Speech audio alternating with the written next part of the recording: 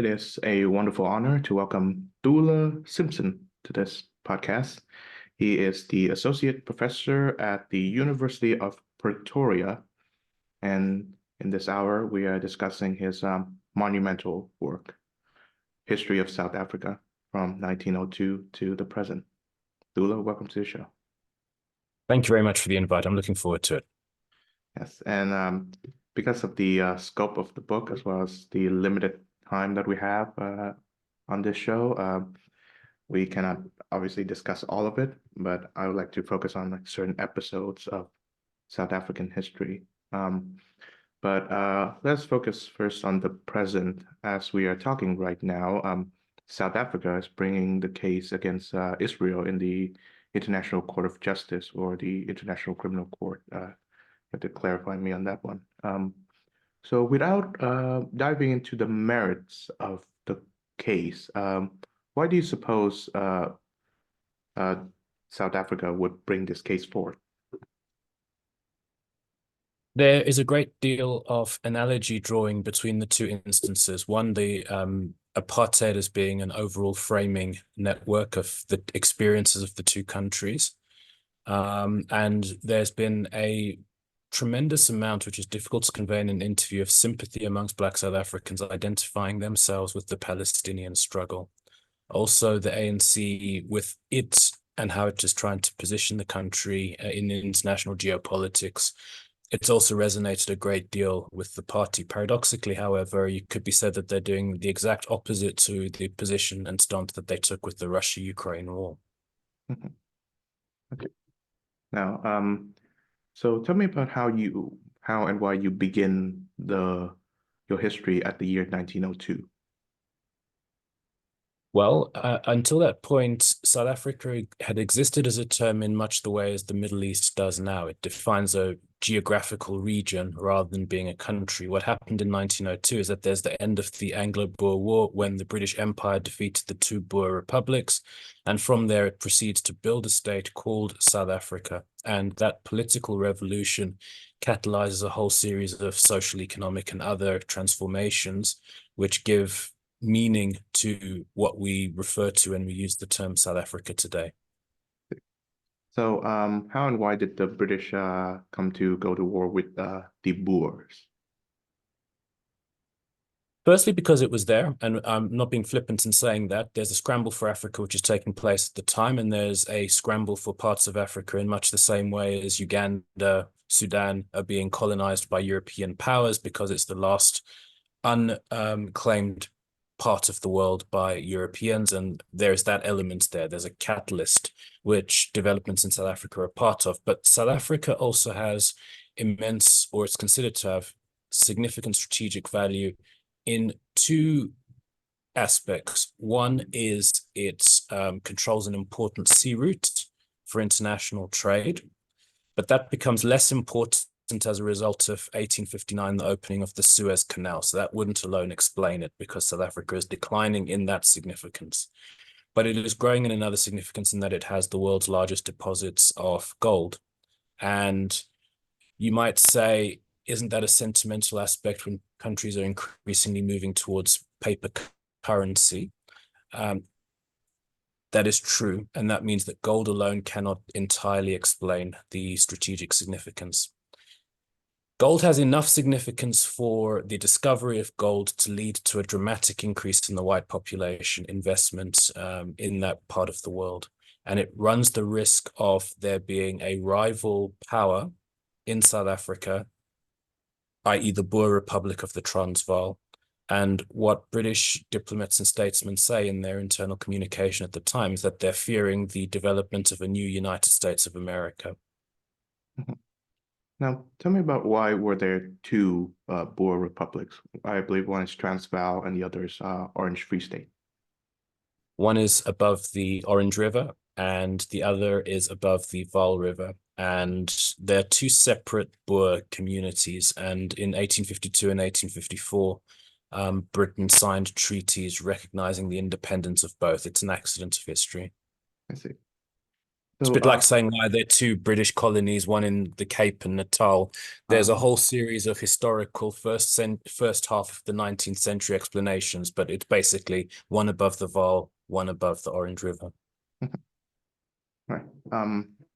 So were there tensions between the Boers and the Black South Africans at that time? There are huge tensions. I mean, part of the colonization and the establishment of the republics means that they're not stepping into terra nullius, they're stepping into inhabited regions of the world, and then there's huge conflict over land. So one of the reasons why in the Anglo-Boer War there's significant rallying by the indigenous African population to the British is the hope that that would lead to land restoration if they could be seen to have helped the British to triumph. Mhm. Now, given the scope of your history, I understand that some of the chronicles that you've written overlaps with your own lifetime. So tell me about some of the events that you documented that happened within your own lifetime. I was born in Swaziland, which is now Eswatini. The country's had a name change in 1980. So early recollections of the periphery, the margins of the ANC's armed struggle, I remember from being a young child, basically. From 1988 until 2007, growing up in Britain. So there's not the direct contact, but obviously from 2007 onwards as a voter, when it came to these fees must fall protests at South African universities as an academic first-hand vision, having been a invited to commentate on many events. It's just part of life in South Africa that I've lived through many of these events. So it's not fully historical, and there's not that distance in time and place that is there with the earlier parts of the story. Mhm. Now, I remember when South Africa first came into my imagination. It was in 2010 when it was the home to the World Cup. There's that famous Shakira song that goes with it, of course. But yeah, I remember that they made a great deal about how South Africa has by hosting this World Cup has made its way into the community of nations because it's transforming itself from the old regime, which is apartheid focus. So I wonder if you were there in South Africa during that time, and if you were, explain the significance of the World Cup. Well, that's it too, I suppose. Another way in which I've been involved is as being a spectator in, I went to 6 matches during the World Cup. It was important as an aspect of national pride since coming into the international, returning to the international fold. Since returning to the international fold in 1994, a great deal of national prestige has been invested in hosting prestige tournaments. Before the Soccer World Cup, the biggest one was the Rugby World Cup, but obviously football, as we should say, is a bigger game internationally. There was a rollout of infrastructure, world-class infrastructure. And that's basically it in terms of the long-term benefits, because what has happened, unfortunately, is that the stadiums have become white elephants. By white elephants, I mean that there's not the support base for domestic football to support filling 50, 60, 70, 80,000 seater stadiums on a week-by-week basis. But there is a legacy as far as other forms of infrastructure. Our airports are good. Our rail infrastructure, the Gautrain was built in our most populous province, Gauteng, to connect people, and those are some of the lasting legacies. But as people say in a lot of the debates around hosting these tournaments, a lot of it has proved to be ephemeral. That's what you get from hosting a World Cup. I understand that in Qatar, when they had the World Cup, a lot of the stadiums simply had to be demolished after being built because they would have developed into white elephants too. Yes, I understand that similar in a similar way, Brazil after 2014, after hosting the World Cup there, is following the same pattern. There are uh, quite a few stadiums that are left basically abandoned. That's the danger. But you do get the boost in terms of international recognition and plaudits and credits, and South Africa certainly had that. Mhm. I understand that at the time the president was Jacob Zuma, and he features prominently in your book as well. I believe right now he's behind bars or in jail. So tell me about the circumstances that led him to where he is right now. He's not behind bars. He's alive and Oh, kicking, and he's just oh, formed a new party called the Umkhonto we Party. He served like barely 48 hours in prison before there was a oh. nationwide insurrection in July 2021. It's the closing episode in the book. And no, he's out. He's got many cases that he needs to face, and quite possibly a number to come. And so he's formed the Umkhonto we Party based on his sense of grievance about the lack of protection from the organization in the face of these cases.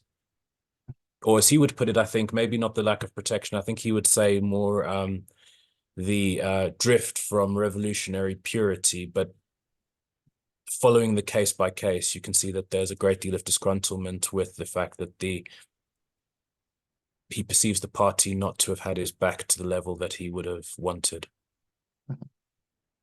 Was he popular during his presidency? Well, he won successive presidential terms. It's the ANC's popularity peaked in 2004 when his predecessor, Thabo Mbeki, won re-election. And that was a near 70% blowout of the electoral competition. Under Zuma, it starts going down slightly, but he leads a party which is roughly in the late 50s to 60% of electoral support. And it's continued declining after him. So there's reasons preceding him which have also outlived him with regards to explaining the ANC's long-term electoral decline. So I'm guessing the decline of the African National Congress or the ANC began before Zuma became president. That is it. But before he became president, he was rising to the ANC presidency, and there was a whole succession debate, and there were a whole series of controversies accompanying that. And so in a sense, the rise of Zuma, even though it's before he's president, it's the rise of Zuma which plays a very central role in the ANC beginning to lose electoral support. But there's also other factors, of course, such as the 2008 global economic crash. So there's indigenous and also exogenous factors which together help to explain. Mhm. And I'm guessing Zuma's successor is your current president, Cyril Ramaphosa. That's correct, yes. Yes. Yeah. How would you assess his administration thus far? Well, he had some big calls to make with regards to the country's long-term trajectory, with regards to decisions to turn the country's economic fortunes around. He made some big calls. There was a lot of euphoria, which descended into enthusiasm, and now they've turned into disillusionment. But one of the things that I think is one of the strong points of the book is that it's often the case that you can point to historians and accuse them of speaking with the benefit of hindsight. Now, the outcomes of many of those policies were not hindsight, but rather you had to try and exercise a bit of foresight. And you had to make the calls about what was happening when a lot of people were a lot more enthusiastic about those economic decisions than they are now. And I was just able to point out that if you look at the economy in the long run, as the book does, that's the value of history, if it has any, being looking at things in the long run, these policies do not address the fundamental issues that the country is facing. They're probably going to have a damaging effect. And so it's a big call. The first reviews which came out, because it came out in 2021, they said, okay, maybe being prematurely pessimistic, but they're not prematurely pessimistic. They're right on the mark as far as those are concerned. And I don't deserve a huge amount of credit for doing so. It's just looking at the obvious aspects of what are the main earners with regards to the economy, the probable drivers of growth and employment, and rather than assisting those, the calls he's making are damaging them. Mhm. Give us an overview of what the economic and social divide of post-apartheid South African society. Well, it's a moving target. And what I mean by that is one of the reasons why apartheid ended is because the economic foundations of the society were shifting and making strict racial segregation simply unworkable and in many respects undesirable if you want a prosperous country. And a lot of those trends have continued in the post-apartheid period, where we've seen the rise of the black middle class to the point where, in purely numerical terms, it's larger, as it should be if it's a normal country, because it's a much larger segment of the population. Per capita between black and white is obviously a very significant difference still, but certainly there's been a growth of a significant black middle class.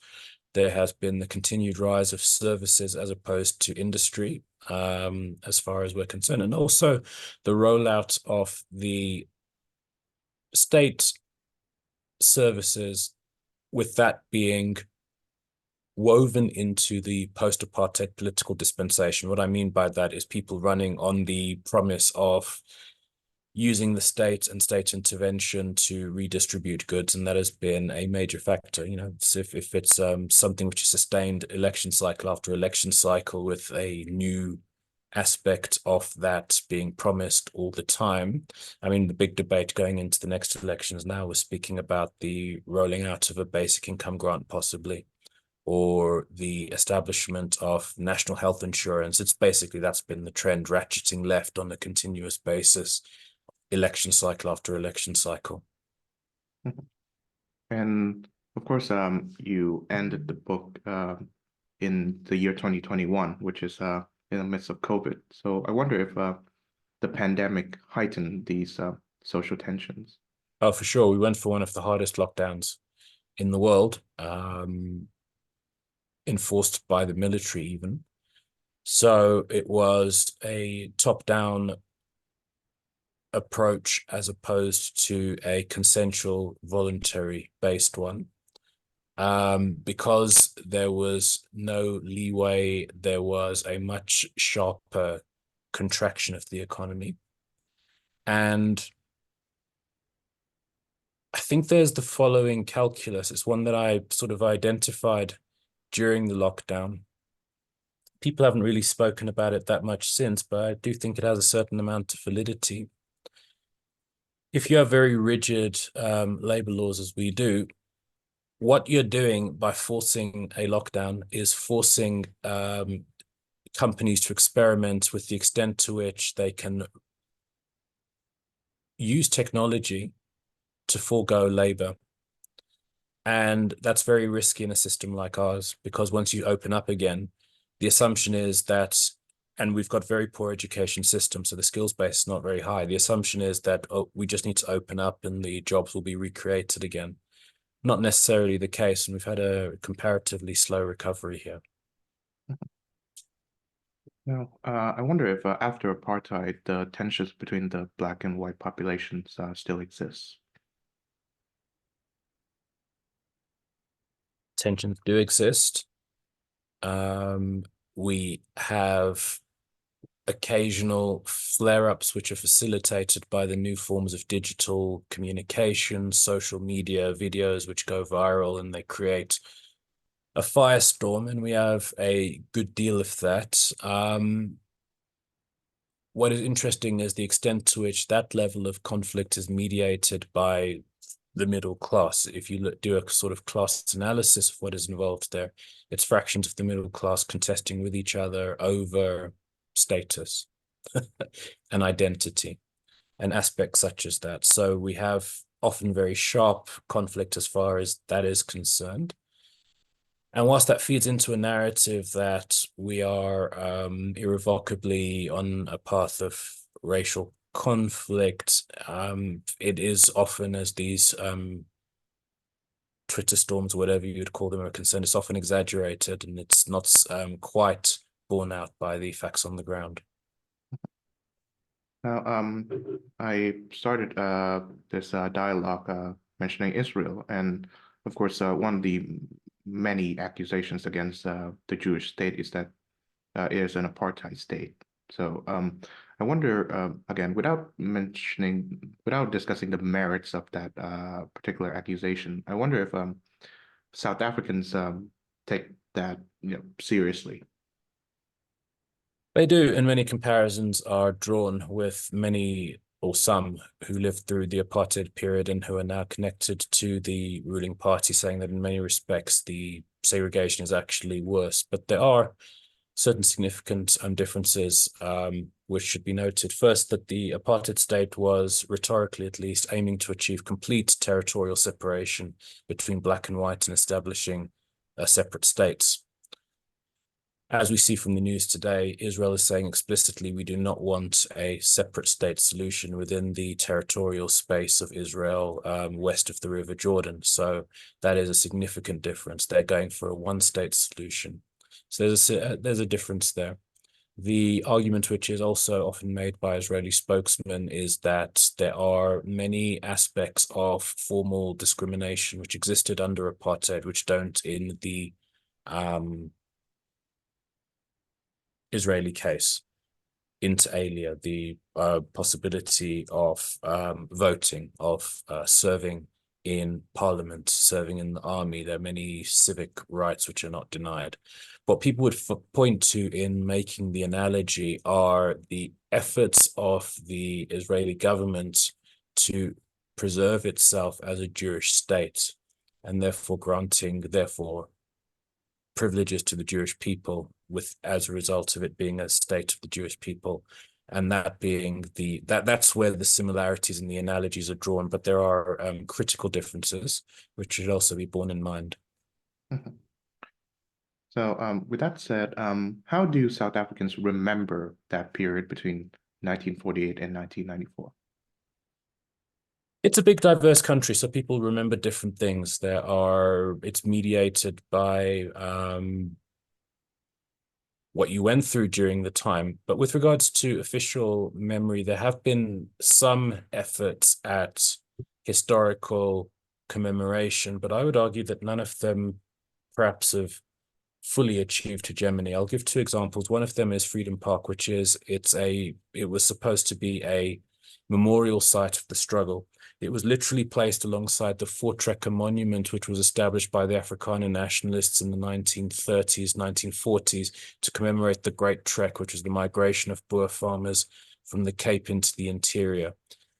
Freedom Park has never quite achieved the same level of traction. It's never achieved the same level of ideological, moral, intellectual closure as it was intended to by those responsible for its creation.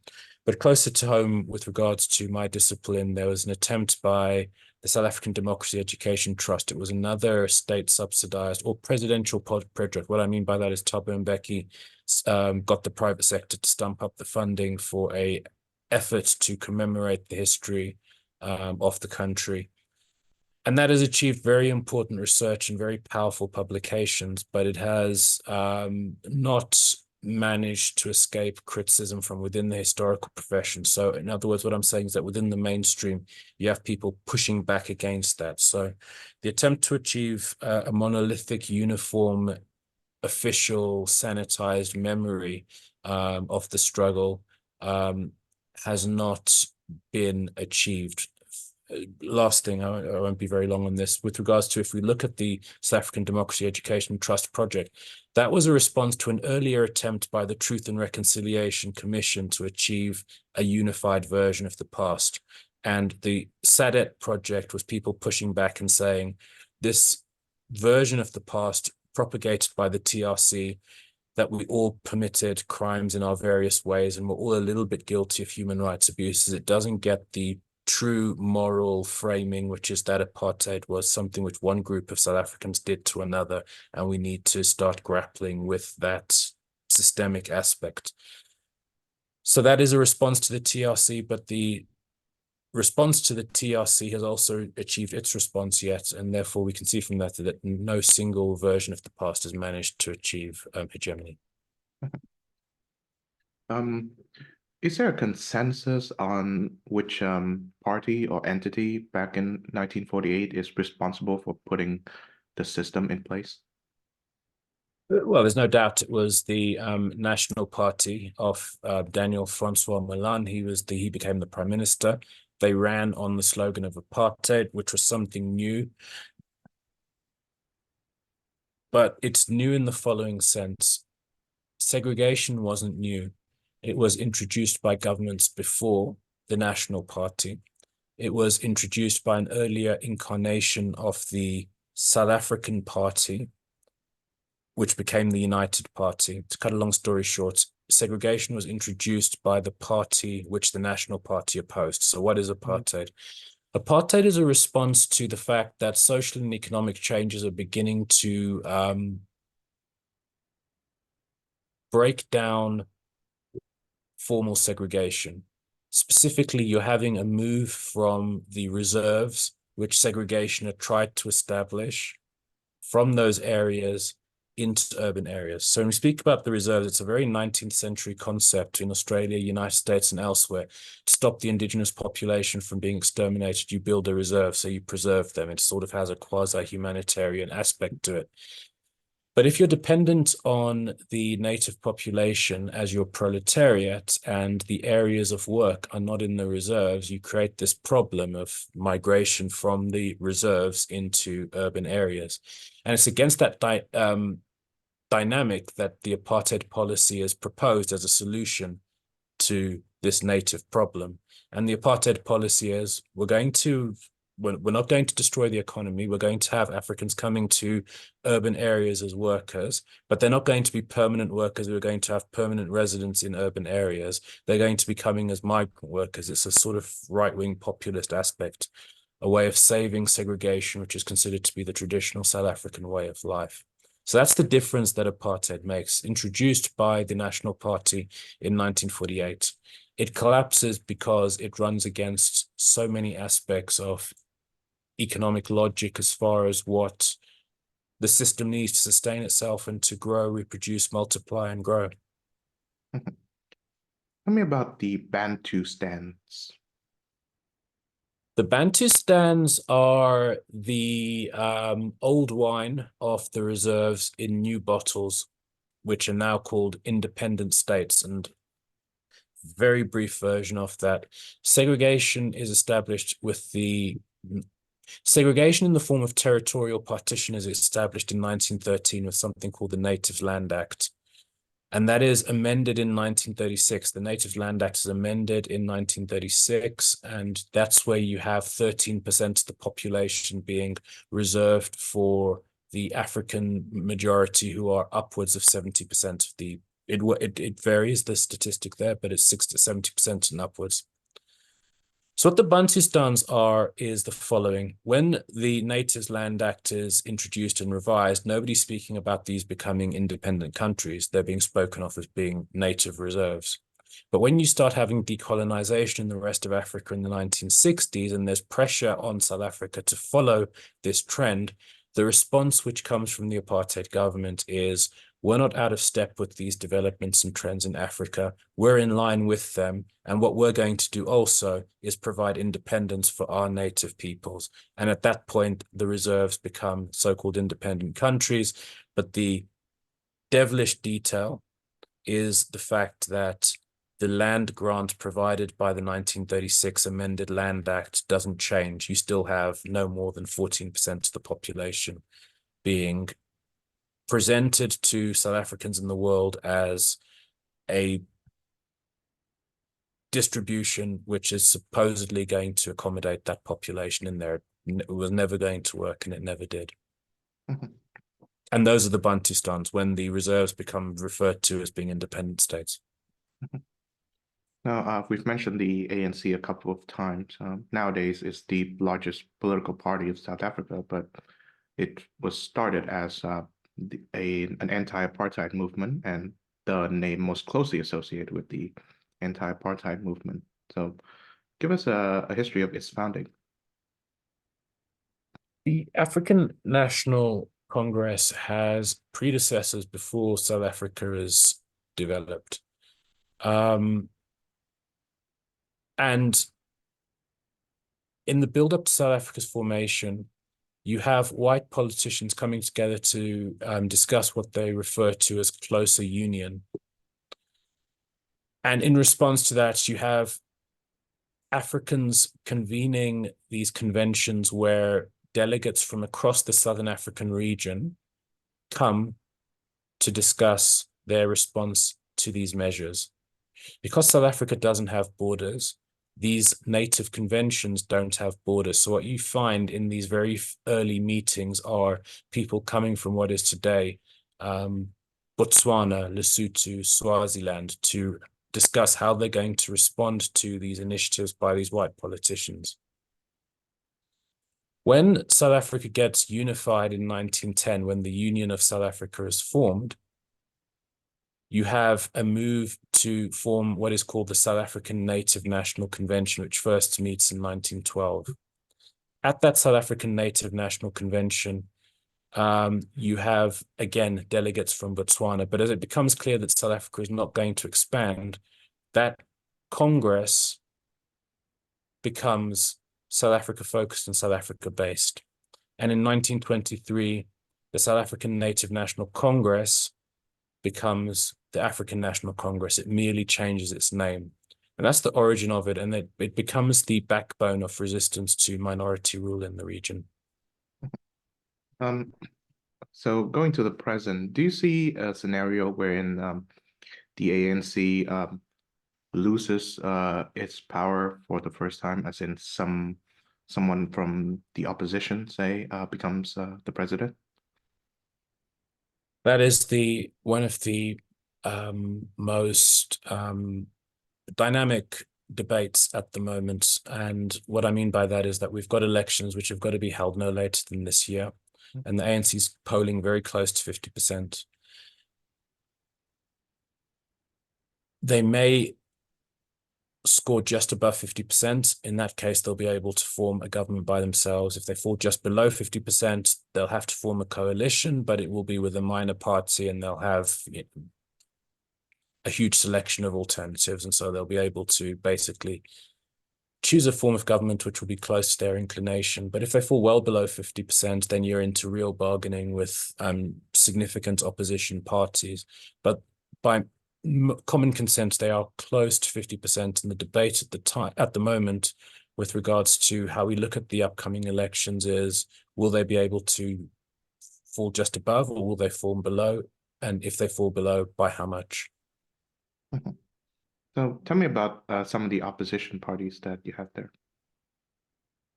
In order of scale, in declining order, the second largest party is the Democratic Alliance, which is a old liberal apartheid era party where it existed under a different name. But as an alliance, as the title of it being an alliance indicates, it has merged with other like-minded parties post 1994, and this is now the largest opposition party, and it polls at 18 to 25%. It might get a little bit above, but not too much above that. The third largest party is the Economic Freedom Fighters, formed in the second decade of this millennium, and they are committed to implementing the Freedom Charter. And that tells you what you need to know about them in the following sense. The Freedom Charter is a document that the ANC itself agreed in the 1950s. It committed themselves to various social democratic policies. And the EFF is propagating the argument that these basic principles of the struggle have been betrayed by the ANC in power. So between them, the ANC, the Democratic Alliance, and the Economic Freedom Fighters, they count for at least 2/3 of the overall vote. They have in the past. Then you're looking at smaller parties. Included amongst these are the Inkatha Freedom Party, which is strong amongst the Zulu population, the Freedom Front Plus, which is strong amongst the Afrikaner population. But there's also a number of new startups because people sent blood in the waters related to my previous answer, which is that they sent that the ANC is weakening. It could get below 50%. It will be a time for coalitions, and it doesn't matter how small you are, you can be part of the coalition discussions as long as you can bring negotiating, bargaining chips to the table. So we've got a whole series of new parties which have emerged, such as Rise Mzansi, Build One South Africa, Jiluva, and many others. But the big three are the ANC, the EFF, and the Democratic Alliance. Now, you've mentioned South Africa's action in regards to the current Israel-Hamas conflict is different from the stance that it took in the Russia-Ukraine conflict. I remember that it was one of the countries that abstained from the UN vote condemning Russia for what it did to Ukraine. So I wonder, in taking these actions, what does South Africa wish its role in the world could be? That is something which needs a lot of discussion amongst people who are experts, but the way that I read it, because people haven't problematized it sufficiently yet, the area of ANC foreign policy has been something that very few academics have focused on. I view it as being that the ANC views its externals, the international dimension as being a extension of internal politics in the following way. After the 2008 economic crash, there were policy papers produced by the ANC subsequently that there's a new international dispensation which opens the way for more radical economic change within the country. There was a palpable sense post-1994 that whilst the ANC had achieved power, it was reined in to a significant extent by geopolitical changes accompanying the collapse of the Soviet Union, which limited the scope for radical action and transformation that the ANC had to navigate carefully in this new international dispensation, with the understanding being that if that international dispensation would change, then there would be greater scope for more radical internal transformation. And that point is made explicitly after 2008, when it's viewed as being an event that leads to international capitalism weakening. And I think that the ANC likes to identify itself as being part of the forces on an international scale who are pushing for those changes. How does that translate into Russia and Ukraine? Well, some people have spoken about liberation struggle loyalty as being the factor which guides the ANC foreign policy. But if that was the case, as some people have said, there's no reason to favor Ukraine over Russia, because both were part of the Soviet Union. And if you look at where the ANC's military cadres were trained, it was actually Ukraine rather than Russia. So why does Russia rather than Ukraine get that sympathy? If you've been following my tortuous explanation of your answer, it would be that the Russian state has identified itself as being a challenger, as being a rival, as being a threat to the American-led global order. And that's why it gets the sympathy. Now, some people will say that what you're actually seeing there is the ANC wanting to be non-aligned and not getting involved in these conflicts. Okay, but if we look at the Israel-Hamas conflict, where it is Israel rather than Russia, which is being brought before the International Criminal Court. They're being brought to the court by South Africa itself, where the South African state is taking a very engaged, involved position. It's not abstaining. It's not calling for the international community to step back. It's taking a very active role.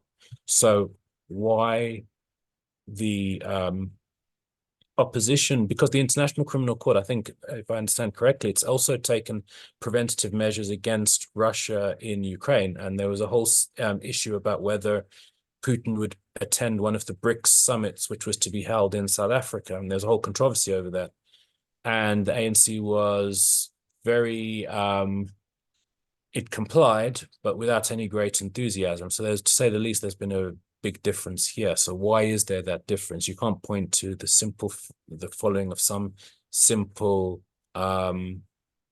doctrine about the party wanting to be either non-aligned in these conflicts or having liberation struggle loyalty. I think it's basically looking at, it views the global balance of forces, to use one of the terms they would use in their international documents, a global international balance of forces which aligns the United States with Ukraine, the resistance in Ukraine, and with Israel, and a global balance of forces which has an alternative coalition pushing against that. And they instinctively, viscerally, even without articulating it in some white paper, it's instinctive. It's in the DNA of the organization. It views itself as being part of these forces for change.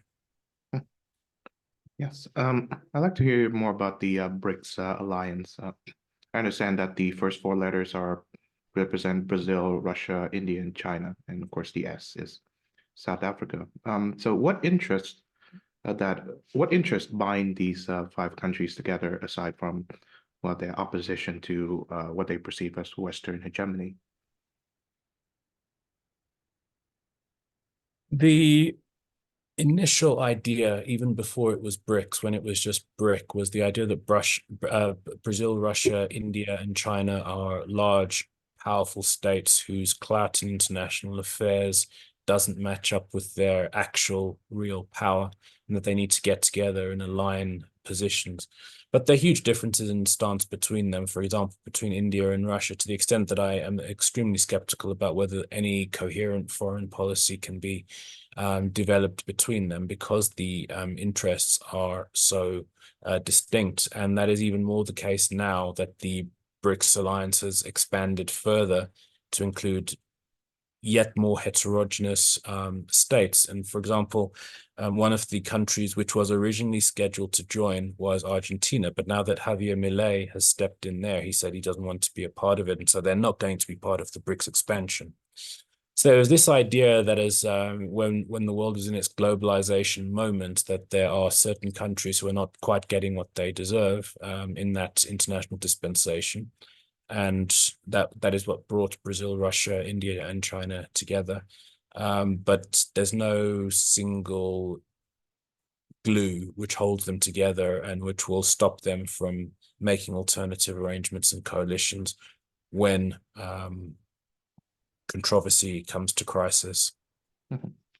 Yes. I think a similar analogy can be drawn to the alliance in which my home country of Vietnam belongs to, ASEAN, Association of Southeast Asian Nations. Uh, as far as I can tell, I think there are 10 countries in there, and they have like vast differences in culture and history, and I suppose in foreign outlook. But they're bound together because of well, economic interests. Of course, they want to be developing countries, and they wish to be developed countries. And foreign policy wise, they wish to act as a check against the growing Chinese regime. And I wonder whether alliances based on interests, whether they are less sustainable than alliances based on values, like what AUKUS or NATO, what they are doing right now. Interests are no less variable than values. So values shift; they're all relative. We've seen, I think, that if it's South Africa is not the only one which between the Russia, Ukraine, and Israel Hamas conflicts has taken sides which leave them vulnerable to the charge of contradiction and having undermined values which they ostensibly espoused in the other one too.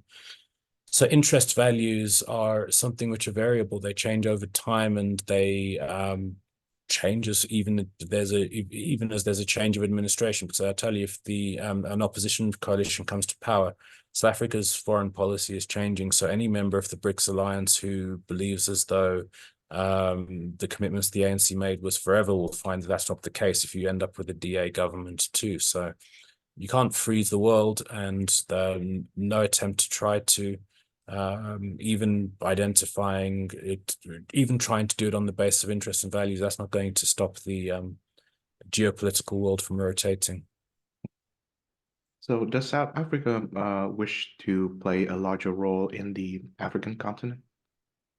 South Africa would like to position itself as being, in many respects, the surrogate for the African continent, the one which can, whereas others can't. But if Africa needs to have, for example, a football World Cup, our previous analogy, South Africa is the one who is capable of stepping into the plate. That was very much the post-1994 playbook. South Africa does have the infrastructure, it does have the finance, it does have many of the resources needed to host these world-class events on Africa's behalf. So even taking it to BRICS, a lot of the rhetoric is about how South Africa is representing Africa. It's serving as Africa's voice in these forums. So it would like to take that role of being South Africa's leader, but to an increasing extent, partly because of negative developments in South Africa, partly because of positive developments elsewhere in the continent, in military, economic, and other terms, its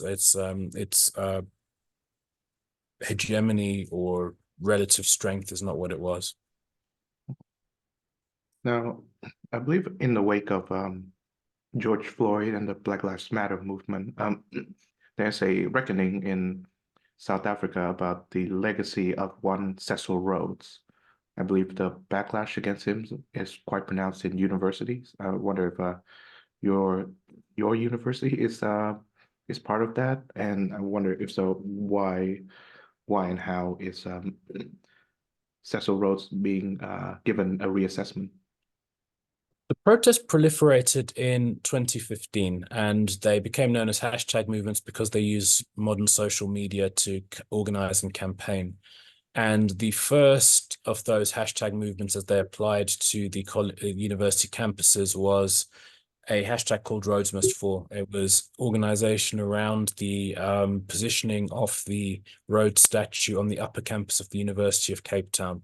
But it was never just a statue and its position on campus. It was used as a lightning rod to open up debates around other aspects of institutional transformation or the lack of it. And other hashtag movements sprouted on other campuses. For example, here at my institution, the University of Pretoria, we had the hashtag Afrikaans Must Fall. It was about what many felt to be the privileged position that the language of Afrikaans had as a apartheid era holdover and legacy within the university and how that needed to be gotten rid of. And there were various other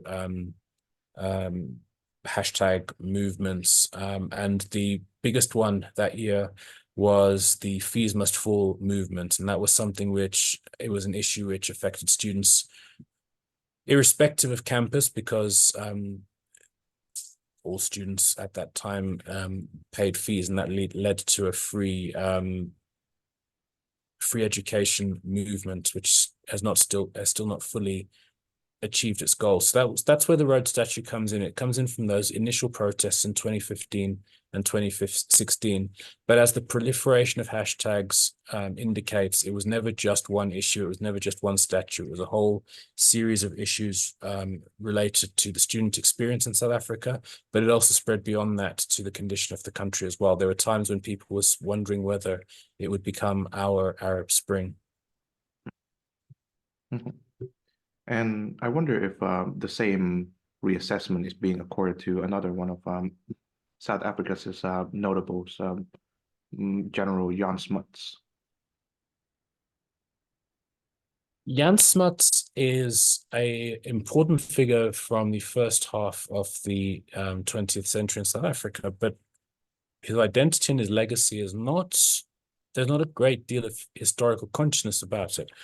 Why? Quite possibly because he's a pre-apartheid figure, for want of a better word. He was prominent in the development of segregation, but not so much in apartheid.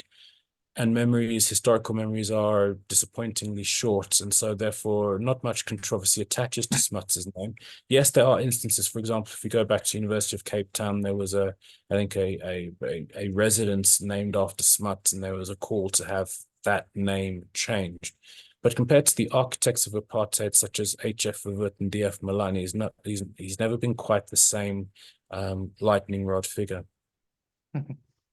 Now, we've come quite far in this dialogue without mentioning the most notable South African figure, Nelson Mandela. And you've mentioned the Rugby World Cup, and I believe one of his attempts to unify the nation after the fall of the old regime was to organize a mixed race, both black and white rugby team to compete in that World Cup. I believe that was the basis for the Clint Eastwood film Invictus. So tell me about how that went down. Well, as part of the end of apartheid, one of the barriers was the lifting of the restrictions on interracial sport. And so even before Mandela, it's not Mandela's instigation. So even in 1992, we had South Africa playing test rugby against the All Blacks again. It was reinstated to the international fold. What Nelson Mandela's contribution was under the apartheid era, the South African national rugby team had played under the Springbok with a Springbok emblem, and it had become seen by many to be a symbol of the apartheid era. And they were calls to have it abolished. And the idea was that it would be abolished after the 1995 World Cup. If you look at the shirts of the South African winning side, there is the Springbok, but there's also a wreath of Proteas, 4 Proteas. And the idea was that the Springbok would be replaced by the Protea as the national emblem. But then South Africa enters the World Cup. There's a surge of euphoria after it wins its opening match against the reigning World Cup holders, Australia. And then people start saying, in the interest of reconciliation and this vibe which is developing in the country, this euphoria over our success at rugby, why don't we actually preserve the Springbok as being a symbol of reconciliation? And Nelson Mandela gets behind that. He gets behind the team, and after the team wins the 1995 Rugby World Cup, he starts calling for the maintenance of the Springbok emblem as being a national unifier. And the Springbok remains alongside the Protea as something which continues to be on the South African national rugby team jersey to this present day. Now, the ANC, I believe, which of course Mandela played a crucial role in, it is, I think from my reading, it has somewhat alternated between methods of applying violence and also using nonviolent tactics. So tell me about how that oscillates. It was a exclusively nonviolent organization from 1912 at its founding through to the 1950s. But part of the apartheid government's pitch to white voters is it is going to be much more ruthless and gloves off in terms of maintaining white supremacy. And there's a marked increase in repression during the 1950s, which leads many within the ANC to think or to conclude that we need to first become more militant. And by militant, I mean we need to embrace mass protest. We need to embrace civil disobedience. But then some start saying this by itself, mass action is not enough. We also need to embrace violence, armed struggle. And it's that discussion that leads to the formation of Umkhonto we Sizwe, the ANC's military wing, in 1961. And we have a generation-long, low-intensity armed struggle waged by Umkhonto we Sizwe, which is often abbreviated to MK. But after 1994, as a result of the kind of liberation struggle we had, which is it was not one of formal armies and top-down structures, but it was one of insurrection, people's war, localized revolt. We have a country of popular politics and resistance, and violence tends to take that form. So even though the struggle against apartheid has ended, we still do have forms of militant political engagement in which violence is a aspect of it. So tell me about what happened in Soweto during the day of 16th of June, 1976. One of the aspects of apartheid legislation was the stipulation that Africans whose education is being paid for by white taxpayers should receive that education in both the languages of the white population, that is English and Afrikaans. So within the framework of apartheid, there was this idea of territorial separation based on the Bantustans and the homeland, but it was also accepted that, or the ANC, the National Party's government pitch was, we're not going to shrink the economy, we're still going to ensure that there are supplies of African labor. The children of many of those workers who have the right to stay in white South Africa need to have education. And apartheid ideology said that that education should be in both white languages because, you know, Afrikaners are a 60% majority of the white population, and there's just as much chance that they could be working for white, you know, Afrikaans-speaking whites as English-speaking whites. So that was the ideology. But they postponed it year after year, and the years became decades, still no implementation. And it became a grievance point amongst many Afrikaner nationalists. And it's in the 1970s when they took the idiotic decision to try and crack down on the non-enforcement of the use of Afrikaans as a language in South African Black secondary schools. And in the same way as under the Fees Must Fall protests, it was the fees issue which cut across campuses because it touches students equally. In this language issue, we had a piece of legislation because it affected all schools in what was then the Southern Transvaal. It became the focus of a nationwide insurrection. But as with roads not being the sole exclusive explanation of the process in 2015-16, what happened in 1976 and it becoming a nationwide uprising cannot be reduced just to the medium of instruction. It had much deeper sociological roots, and it's for the existence of those roots that the protest was able to spread nationwide. So two final questions. So the first one being, I think for many people, I think myself included, there's a temptation to think of history as a process towards a certain form of enlightenment. Well, that temptation is immediately quashed when you look at actual history. And I think when I look at your book, I see the same way with the history of South Africa. So I wonder, in your view, how should the last 100 years that you've chronicled of South Africa be remembered? Well, under the version that you sketched, it is a module of history, which is one of change, evolution, growth, contingency, which is replaced by the absolute opposite of those.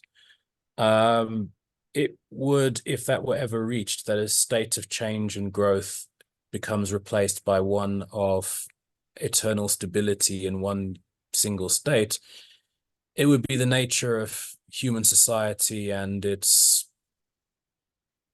environmental, sociological, geographical aspects that dynamic ceases working anymore. There's never going to be a stationary state because the dynamics that keep history moving will continue operating within that. I mean, take the achievement of utopian communism or the end of history under a liberal framework. What you will have is, unless the human species changes its nature, continuous innovation. And what happens when you get innovation? You get new technologies developing, you have new senses of production emerging, others declining, new senses of population and power, new migration shifts. That has always been the motive factor driving historical evolution and change. And it will continue to operate under any one of these supposedly static states. And it's that dynamic process aspect that I would look at it. You began your question by speaking about process and then ending it with the idea that there comes a point where the process ceases to operate. What I view is that we have processes unfolding over time which have certain similarities, and that's how you should read the South African past. So, for example, one of the great histories of South Africa was by somebody by the name of Eric Walker, who was writing in the 1920s, and he wrote about how the single most important development in South African history since the Great War has been the growth of industrialization and social and economic change. He didn't mention the Spanish flu when a large proportion of the South African population was struck. Not only does he not mention it, he doesn't discuss it at all in his book. But from the perspective of writing under lockdown, one of the most striking aspects were the analogies which a lot of people were making between what the world is going through at that time and the Spanish flu in terms of looking at lessons. So whilst there's not a direct literal repetition, as the cliche goes, there are certain rhyming structures between what happens now and what maybe happened a century ago. And the value of history is its introduction of a longue durée perspective, which enables the integration of that. So final question. Do you have a sketch of the future of South Africa in mind? Under what we've been speaking about, which is the process aspect of it, there will come times when important lessons are forgotten, and the consequence of that forgetfulness will be the repetition of past patterns, in which case we will need to go back to history and look for analogies that will help us. The Spanish flu versus the COVID-19 lockdowns is an aspect of that. That is how the long-term trajectory always looks. New contingencies which have certain analogies to similar ones in different times and places. But in terms of the medium-term future, I still think that the prognosis outlined in the book in the final chapters, in other words, writing up to the present, you're writing about processes that are still underway, with the conclusion not being reached yet. I still think that the basic prognosis, which is outlined there, politics moving towards a significant realignment. When I started researching the book in the mid-2010s, there was not a consensus that South Africa was heading in that direction, but it is increasingly the case that that political trajectory towards there being no dominant party will be sustained.